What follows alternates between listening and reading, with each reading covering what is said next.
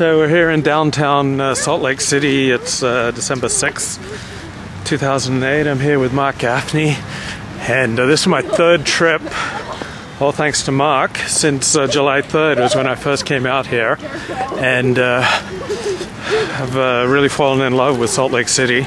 There's just like a cleanness and a wholesomeness, and I mean the air is clean and the people and the streets are clean and everything's clean. So how did you end up here in Salt Lake, Marc?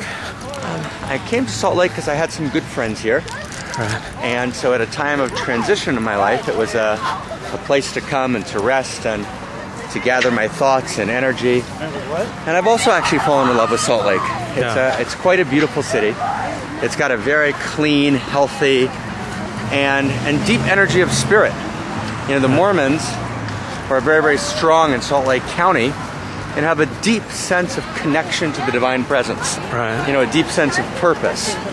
You know, a deep sense of family. And, you know, we're right now before Christmas, and you can actually, I mean, you look around, you see thousands of kids and families out. They're out to see the Christmas lights, and I've always loved Christmas. I've loved Christmas, you know, because of its implications for ethical monotheism. You know, it's about ethical action. It's about, you know, commitment to friends. It's about giving, not receiving. What's gift giving about? You know, in that sense, a country, you know, the fabric of America is stronger with Christmas. And the energy in the air is really about the best in the human being. And in that sense, you know, I delight in it. So it's wonderful to be here on this Saturday night in Salt Lake City in Utah. You know, and just enjoying, you know, human beings coming out with their families and their friends and, you know, wanting to be at their best, wanting to shine. Now, Salt Lake City isn't exactly a Mormon stronghold. The majority of the population is not Mormon, right? Well, Salt Lake County, is of course strongly Mormon. Salt Lake City is actually very, very small. The city has actually 150,000 people, but when we talk about Salt Lake, we mean actually the whole county.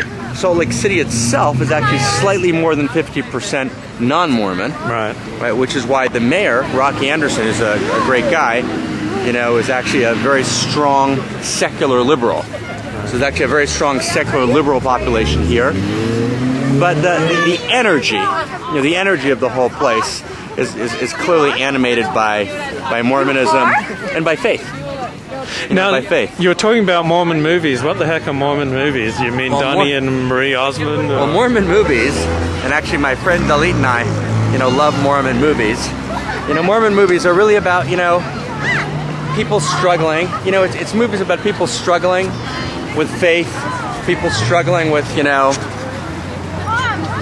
crisis, people struggling with depression. But, you know, you know, from a context of faith.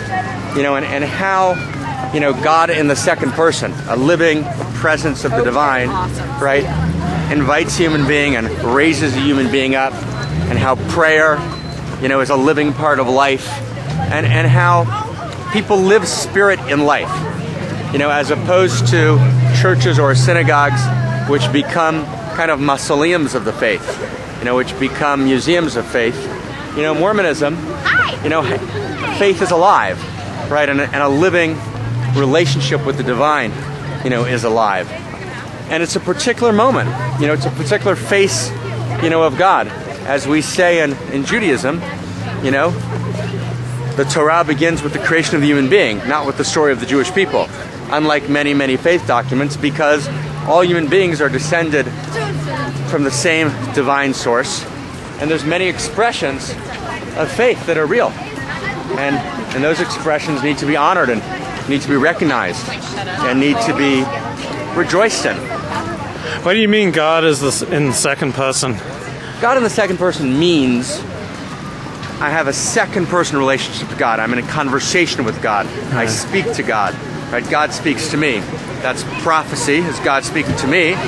Prayer is me speaking to God, as opposed to, let's say, a Buddhist moment, which would be God in the first person, meaning realizing I am, right, realizing my identity with divinity.